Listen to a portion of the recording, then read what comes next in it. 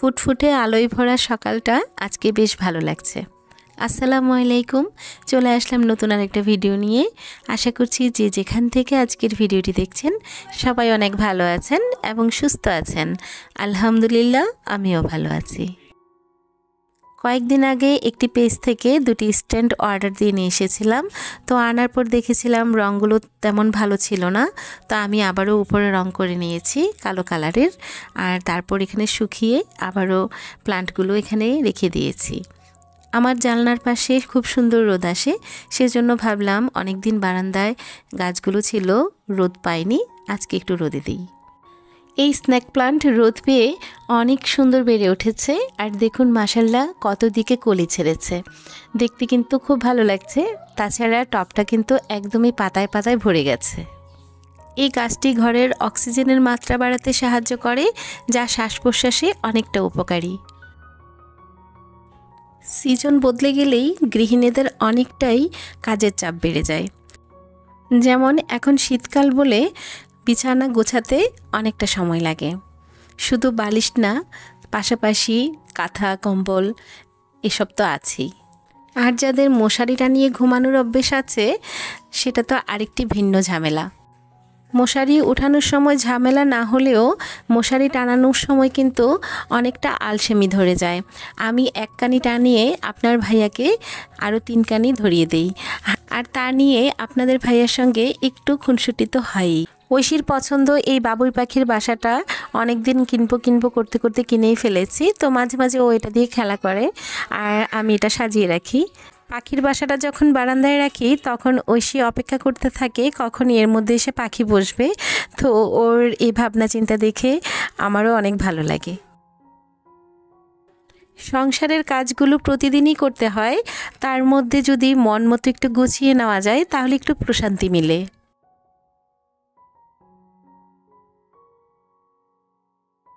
সকালে নাস্তা খাওয়ার পরই কিছু কাজ হাতে জমে যায়, যেগুলো ক্যামেরার পিছনে কিছু করে ফেলি, আবার ক্যামেরার সামনেও করি, যেটা আপনারা দেখতে পান। কাজের ভালো মন্দ এবং আপনাদের ভালো লাগার কিছু জিনিস নিয়ে কিন্তু ভিডিও বানানোর চেষ্টা করি। তো যদি আপনাদের ভালো লাগে তাহলে চ্যানেলটিকে সাবস্ক্রাইব করে পাশে থাকা ছোট্ট বেল আইকনটি প্রেস করে আমার সঙ্গে থাকতে পারেন।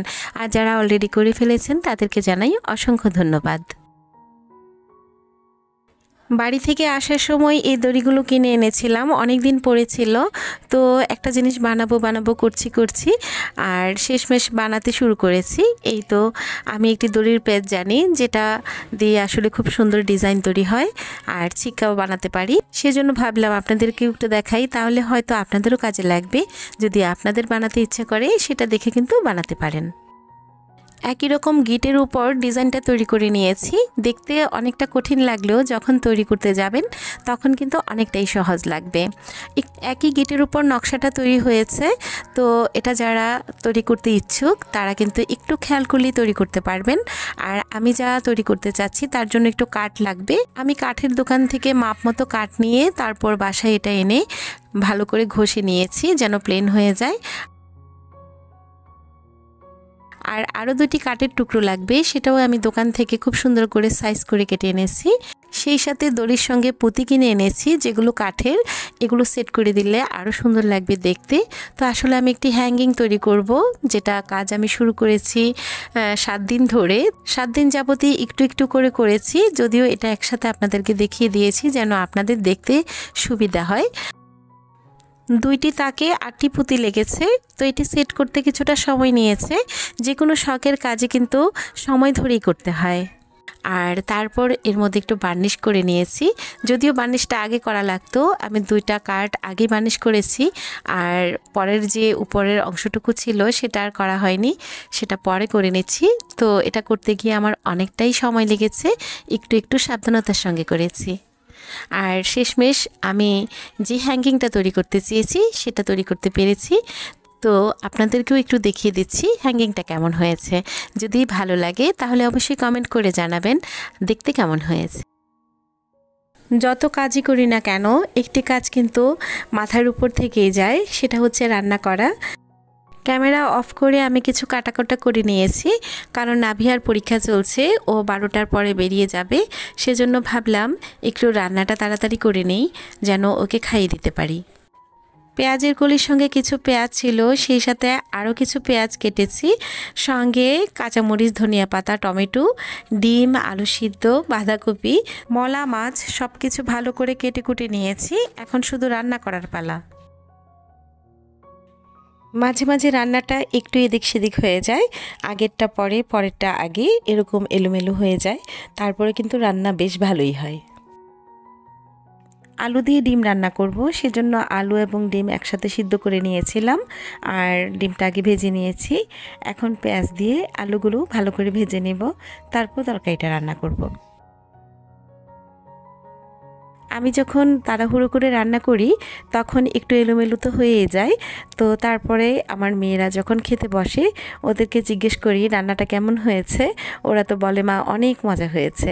আসলে তখন নিজেও একটু ভাবি যে আমার মা যখন রান্না করতো, খারাপ হলেও বলতাম মায়ের রান্নাটা অনেক বেশি মজার, আর ভালো হলে তো কোনো কথাই নেই। তাই সব মায়েদের রান্না সবার কাছেই সেরা।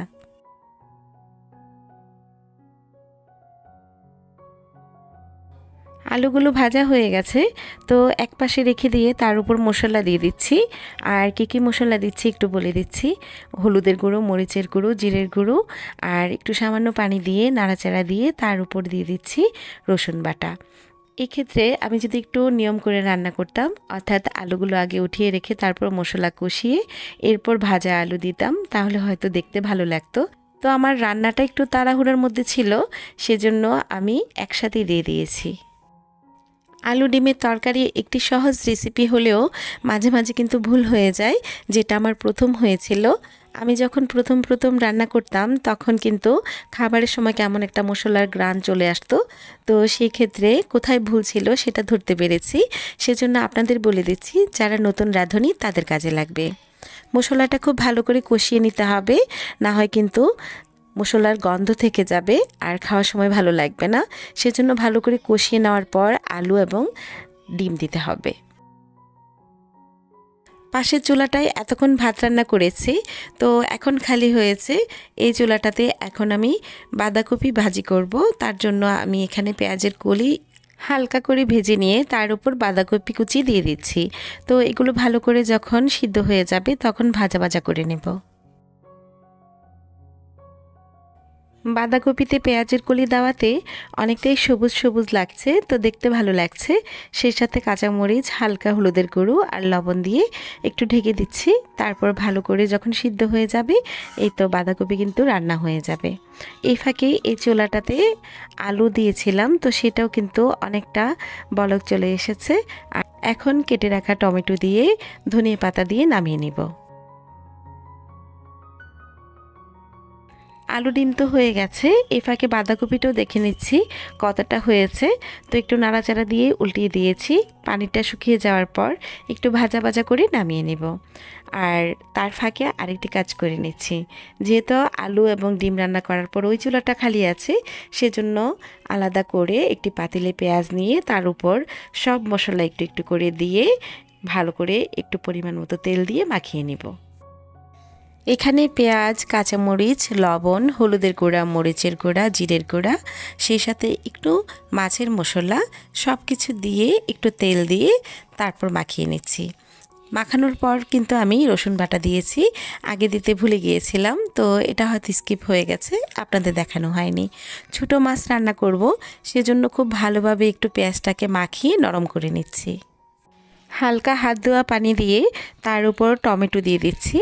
তো আমি যেহেতু গুঁড়ো মাছ রান্না করব, মলা মাছ, এটাতে কিন্তু একটু টমেটো দিলে ভালো লাগে, টকটক হয়, তো এটা খেতে দারুণ লাগে।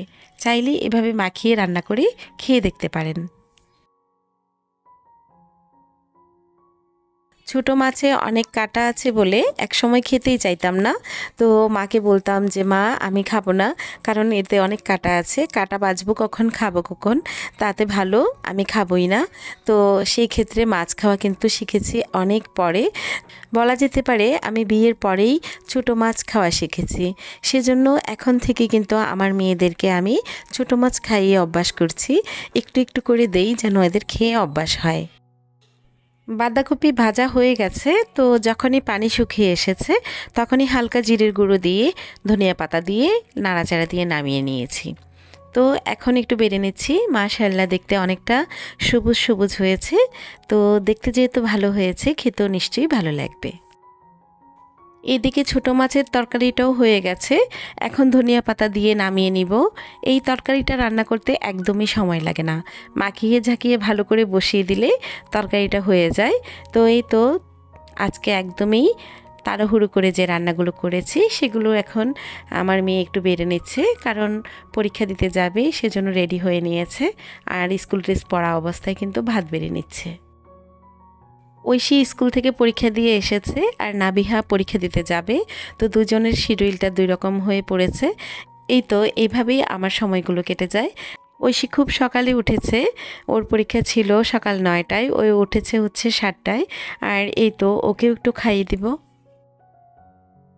বিকেলবেলা আমি একটা পুডিং রেডি করে নিয়েছি। তো নাভিয়া পরীক্ষা দিয়ে আসার পর সন্ধ্যার পর এটা কেটে নিচ্ছে। আর পুডিংটা মাশাআল্লাহ দেখতে অনেক ভালো হয়েছে, খেতেও কিন্তু অনেক সুস্বাদু হয়েছে।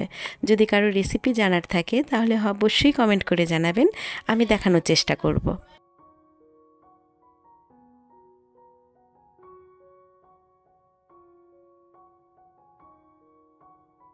যারা এখনও আমার পুরো ভিডিওটির সঙ্গে আছেন তাদেরকে জানাই অসংখ্য ধন্যবাদ।